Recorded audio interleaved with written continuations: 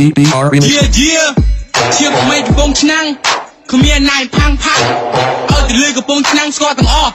ផ្សារលើផាំងផ្សារលេខ1ផាំងផ្សារក្រោមផាំងតាមជាន់ផាំងជ័យបាទសនទូចផាំងត្រៀមត្រង់ឲ្យទៅលើស្គាល់ទាំងអស់ឲ្យទៅលើស្គាល់ទាំងអស់ពួកលបងខ្ញុំសូមដាក់ភ្លើងមួយផងពេលខ្ញុំរ៉េបចំណែនក៏បងអាប់ធ្វើដេកពីតូចខ្ញុំមានក្នុងនេះស្រាប់ចង់និយាយឲ្យទឹកសាសាប់ប្រាប់ពួកលបងជីវិតរបស់ខ្ញុំហ៊ានស៊ីគេហ៊ានសងហ៊ានផ្លប់លបងគេហ៊ានចប់គប់ប្រាក់បងទៅចោះឈាមក្មេងកំពុងឆ្នាំក៏ហ៊ានផាំងកាំងមិនដែរចោះតែនឹងគុំលិខិតបើភ្នែកទីផតនៅក្នុងចិត្តហ៊ាននេះផាំងហ៊ាននេះហ៊ាននេះហ៊ាននេះហ៊ាននេះហ៊ាននេះហ៊ាននេះហ៊ាននេះចឹងណាកុំចង់ខ្លាំងចឹងណាកុំចង់ខ្លាំងឈាមក្មេងកំពុងឆ្នាំងរ៉េបចឹងឈាមក្មេងកំពុងឆ្នាំងរ៉េបចឹងធ្វើម្នាក់មកពីខ្ញុំចេញកិនមានគំនិតនៅក្នុងខួរក្បាលសូមព្រៃមុខមេត្តាស្នេហាវិស័យផស្នេហាវិស័យផ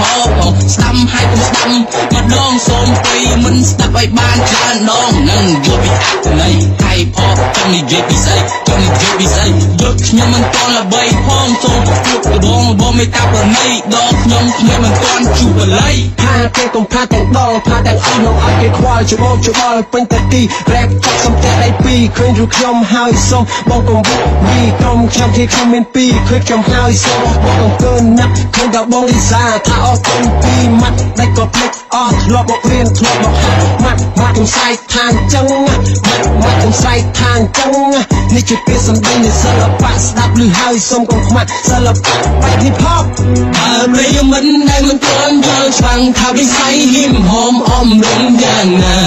បើប្រិយមិត្តដែលមិនទាន់យល់ច្បាស់ថាវិស័យ hip hop អមរំយ៉ាងណាអប់រំមិនជួណាអប់រំពេលថាអប់រំអ្នកបក្រាអប់រំនេះក៏ខ្លីអប់រំវិទ្យាត្រីអប់រំពេលវេលាអប់រំ